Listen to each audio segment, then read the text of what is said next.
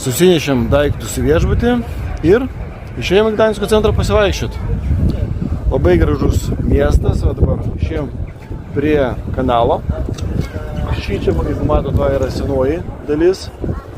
Daug labai gražių pastatų įspūdingų. O anoj kanalo pusėje, matyt, suproborduota, aš nelabai gilinausi, bet šitų namų nebuvo ir visa eilė namų yra pastatyta tam panašiam stiliui kaip ir senamiestis.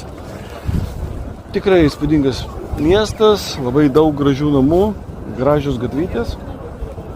Ne pirmą kartą čia lankausi ir visiems rekomenduoju, jeigu dar teko čia lankytis, būtinai apsilankykit, nepasigailėsit.